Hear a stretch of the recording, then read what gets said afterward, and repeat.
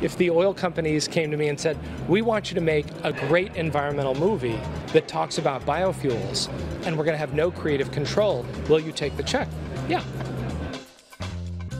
No shame. That's the best way to describe a lot of Hollywood environmentalists, people like Josh Tickell, that put out movies attacking big oil, even while negotiating to take OPEC oil money to fund their projects. There's a good chance you heard about Tickell and other Hollywood liberals getting caught in a sting operation from Project Veritas. That's the citizen journalist operation run by James O'Keefe. In that sting operation, O'Keefe and his crew set up several meetings and phone calls to talk about a Middle Eastern oil family funding an anti-fracking movie. If Washington, D.C. continues fracking, America will be energy efficient, and then they won't need our oil anymore. Our motivation is, or my motivation, my client is, where we want to. I'm trying to help his bottom line. Yeah, you know, it's fine. We get that. Tickell, he gets that. He's also the man behind films such as Fuel, a documentary about ending America's oil addiction. He directed The Big Fix, another so-called documentary that looks at the 2010 Gulf of Mexico oil spill and claims that big business was the real problem. And he's currently working on another anti-oil movie called Pump. This man is an activist, and this week Tickell was in Ottawa to give a keynote speech at a biofuels conference. To create a new future, then so should we assert that we have the ability to run our society on something other than a substance that has been buried for millennia. It's funny that even after being exposed as willing to take OPEC oil money to fund his movies against American energy, Tickell was still invited. But once you've made so many anti-oil movies, your reputation might be set among the converted. Or maybe they don't care that he was willing to take OPEC oil money to attack America's energy industry, to kill American jobs. After his talk, Sun News contributor Alex Gunn caught up with Tickell and asked him about getting stung by O'Keefe and Company. You might think he would shy away from the topic, but no. Here's an extended exchange. I read something recently about how you were looking to make a film with,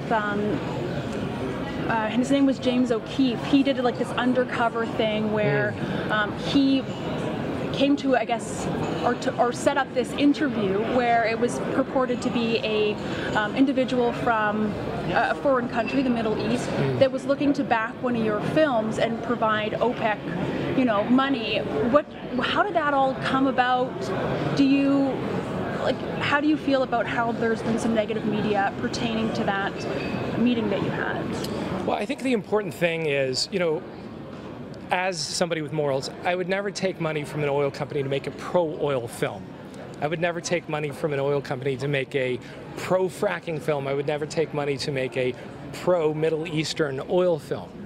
But as a business person, we don't distinguish where you come from. If you want to write a check to make a film, what we look for is, will that check cash? So we were approached by an individual who said, hey, I'd like to make this film. In the conversation, it was revealed that this person had oil interests. We didn't say, well, because you're potentially Middle Eastern, because you potentially have oil interests, that negates you from investing in our movie. And in retrospect, it was all a setup to make us look like bad environmentalists and bad filmmakers. The truth is that about 30% of the films in Hollywood are funded through the Middle East. So does that make big entertainment bad? No, it just means that they have a different funding source. I guess, and when I read up on that, there was a lot of concern about, taking OPEC money when there is such, really unfortunate things that are going on in those countries in terms of how women are treated, in terms of how gays are treated. How do you feel about those issues? Let's say that you had gone ahead and accepted money from, possibly someone who does come from OPEC oil. Right. Yeah. Well, first of all, we didn't accept any money from this person. Second of all, it was all a joke. Third of all, I think what's interesting about this is the framing that was attempted. The attempt was really to frame Middle Easterners as bad people. And I don't think, based on your origin, that you're a good or a bad person. You know, it's funny. I haven't heard anyone say that Tikel and his partner should have turned down the money because of the man's ethnicity. That's what he's trying to say there. In order to silence his critics, he wants this to be about race, but it's not. Tikel is on the record as saying we just shouldn't take oil out of the ground, period. But here he is caught trying to take $9 million from a Middle Eastern oil family, and he says, yeah, that's okay. Remember, Hollywood liberals protested a few weeks ago over the owner of the Beverly Hills Hotel bringing Sharia law to Brunei. They were upset gays and lesbians might be stoned. Hey, rightly so. But I'm pretty sure that's standard practice in most of the Middle Eastern countries. Well, the oil countries anyways. Apparently that didn't bother Tikel, as long as he could make his movie. His wife Rebecca is his business partner. She helps make the decision, shows up in public without her head covered. That's something that, well, wouldn't happen in plenty of the Middle Eastern places that could give Tikel his money through their oil interest. But women's rights aren't high on his agenda as long as he's able to get his movie made. And oil from the Middle East also has to be shipped around the world on giant tankers. What's the carbon footprint of shipping oil to the USA from, say, Saudi Arabia? I'm guessing it's pretty big. But this guy has no shame. We work for whoever shows up. Yeah. Okay. At some stage. I mean, as long as it falls within the parameters of what it is that we're committing to. Yeah, right. Like we wouldn't make True. a pro-fracking movie if the oil company showed up and asked us. That's true. We wouldn't do that. Sure. No matter how much money. But if the oil company showed up and said, will you make an anti-fracking movie, we would say yes. That was part of the long conversation on how Tikel and his wife would work with Mohammed, take his money and not disclose where it came from. In fact, in phone calls with Project Veritas, they were very clear that they wanted the source of this money covered up. We would never tell them where the funding is coming from. That would be really awkward for us. We would never include that in any communication beyond Rebecca, myself, you, Steve, and Not even our team. Now, why would they want the source of the funds covered up? Well, because despite what Josh Tikel was saying in Ottawa this week, he and Rebecca knew this was wrong, and they didn't want to get caught.